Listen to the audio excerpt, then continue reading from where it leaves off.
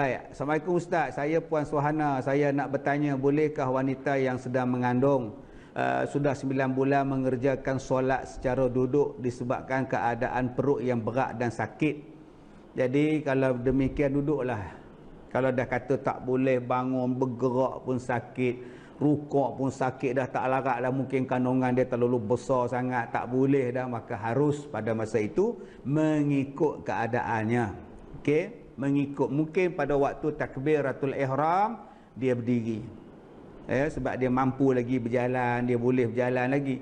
Cuma dia berdiri lama tak boleh, dia rukuk tak boleh, dia sujud tak boleh, mungkin ada masalah dengan kandungan. Selepas itu barulah dia duduk dan sebagainya. Itu kena buka dalam YouTube, ada kaedah semayang bagi orang yang uzur, sama ada semayang duduk atau semayang di atas kerusi. Assalamualaikum Ustaz, saya Syukri. Saya nak tanya Ustaz, bagaimana kita nak hentikan jiran kita daripada mengganggu keluarga saya, terutama mak. Kalau boleh, saya tak nak mereka mengambil kesempatan terhadap mak, sedangkan mak saya sudah nyanyuk. Mereka selalu meminjam motor dan kadang-kadang buat macam harta sendiri. Dulu simpan barang dalam peti ais, basikal dalam rumah. Saya pernah beri tegur mereka melalui WhatsApp, bercakap depan-depan, tapi mereka masih degil. Cuma apa yang kami sekeluarga tahu, mereka memang tak suka keluarga kami sejak dulu. Cuma biasalah mak sudah nyanyuk dan tak ingat apa pernah kami diserang oleh mereka. Jadi kalau keadaan macam tu, selamatkanlah mak kita tu, bawalah mak kita tinggal dengan kita. Jangan bagi dia duduk dengan jiran tu lah. Okey, kunci pintu pagar tu lah. Halang mak kita daripada keluar lah. Banyak benda yang kita boleh buat. Kalau kita cakap pada mak pun, mak dah nyanyuk, dia bukannya sedar. Jadi kitalah yang kawal mak kita, dan kitalah cakap baik-baik dengan jiran kita, tak boleh. Kuncilah pintu pagar, takut mak keluar. Dan lebih senang nak selamat lagi ialah ada orang yang tinggal dengan mak sekali di rumah mak. Kalau tak ada siapa anak yang nak tinggal dengan mak di rumah dia, bawa mak tu tinggal dengan rumah kita, di rumah kita, lain daripada rumah mak tadi ni. Baik. Yang seterusnya, perkara yang seterusnya, watulul amal. Perkara yang boleh merosakkan amalan kita, yang menjahanamkan kita, yang kelima ialah panjang angan-angan. Angan-angan tinggi, nak jadilah P.Ramlee, rambut macam duri, dikerinting sendiri, ambil jarum peniti, dicucuk atas pipi. Nak buat jerawat sendiri, salah cucuk kena gusi. Pimai-pimai tang tu, kaki naik ke matu, teng teng teng. Ni lagu lama ni, 80-an punya lagu ni. Orang yang panjang angan-angan, duduk kedai kopi, duduk tengok, aku kalau inilah, aku kalau inilah, aku kalau inilah. Usaha tidak. Aku kalau dapat yang ini, kalau dapat yang ini, ku buat macam ni, ku buat macam ni. Usahanya tidak. Ini dipanggil tulul amal. Hidupnya akan habis dengan angan-angan, angan-angan, angan-angan. Yang disuruh ialah bercita-cita. Dan bila kita ada cita-cita, kita akan berusaha. Yang ini disuruh. Azam nak jadi orang berjaya, silakan. Tetapi kalau kita tidak berusaha, maka dia akan menjadi satu bentuk angan-angan. Orang lain makin maju, orang lain makin berjaya, kita pula makin ditakut yang sama, silat-silat kita makin ke belakang. Maka dia akan merosakkan amalan kita. Ada orang yang nak jadi tuan alim, belajar tak nak.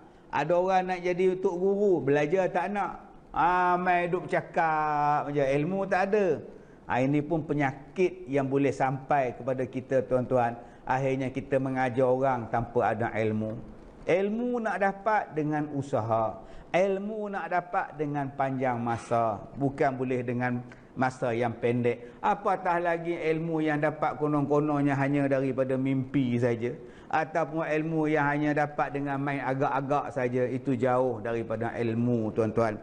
Baik, kita banyak lagi soalan-soalan ni, tuan-tuan. Subhanallah, ramai betul yang bersama dengan saya. Terima kasih banyak-banyak, tuan-tuan akan terus bersama saya sepanjang PKP ni. Kalau saya sihat dan line kita cantik, tidak ada aral yang menghalang, setiap malam kita akan bersiaran bermula jam 9.10 malam dan pada tajuk-tajuk yang berbeza pada setiap malam. Jadi insya-Allah mudah-mudahan perkongsian kita ini akan mendapat manfaat sepanjang 2-3 minggu kita buat perintah kawalan pergerakan ni. Kuliah maghrib tak boleh buat, kuliah subuh tak boleh buat. Dengan cara ini kita teruskan lagi belajar dan belajar dan belajar. Baik, Zul Hijaz, Ustaz, sekarang ni ada orang Islam yang murtad, ya, dan bangga je cerita tentang agama barunya. Apa tindakan orang-orang ulama terhadap perkara ini? Orang yang murtad tu pun dah lari mereka. Kita nak buat apa? Kita dah jawab. Nak ambil tindakan tak boleh, dia lari mereka. Daripada mereka dia buat video YouTube, dia sebarkan pada kita pula.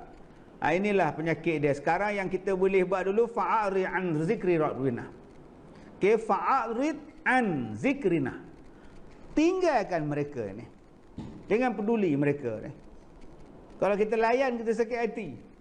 Kita tunjuk pada orang promosi untuk dia pula. Silat-silat hari bulan, kita pula terikut pada dia pula. Orang ni kata Allah dalam Quran ni, tinggalkan dia. Jangan kisah dengan dia. Dia tak nak Islam, lantak ke dia. Ya, dia cerdik. Bila dia murtad, dia lari luar negeri, kita tak boleh buat tindakan apa. Ya, kalau duduk di Malaysia macam-macam benda kita boleh buat tindakan, boleh didakwa dan sebagainya sebab keluar daripada Islam. Inilah tuan-tuan dasar pengecut.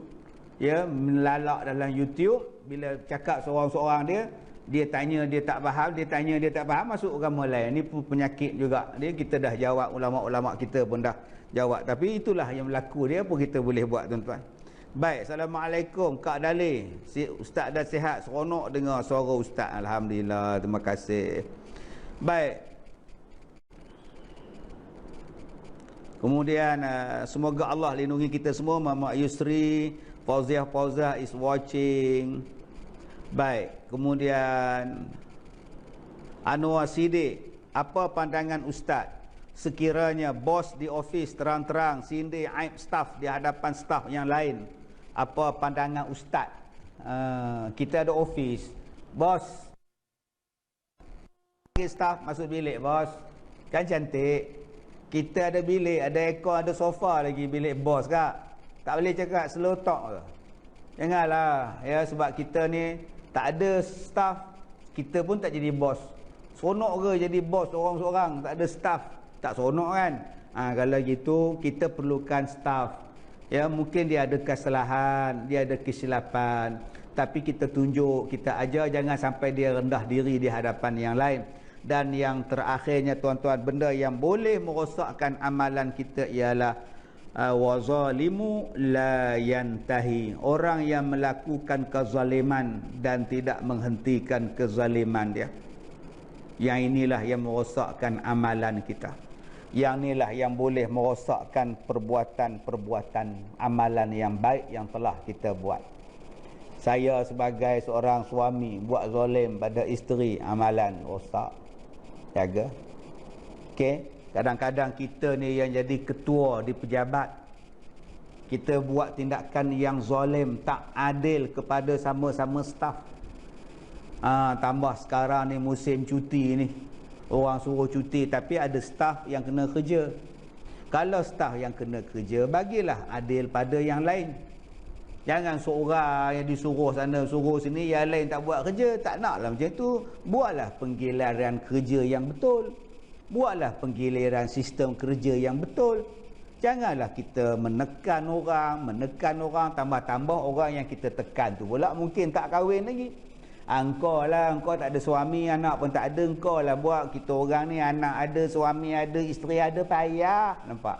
Habis tu, dia tak ada mak dia. Dia tak ada bapak dia. Dia pun ada tanggungjawab. Mungkin dia tak ada anak. Mungkin dia tak ada suami. Mungkin dia tak ada isteri. Tetapi dia juga manusia. Berikan keadilan kepada mereka. Sebab orang yang melakukan kezaliman ni tuan-tuan, Allah tak berkat hidup dia. Pekerjaan dia tidak berkat dan merosakkan amalan-amalan dia. Begitulah juga abang-abang, akak-akak semua yang mana berhutang, tolonglah bayar.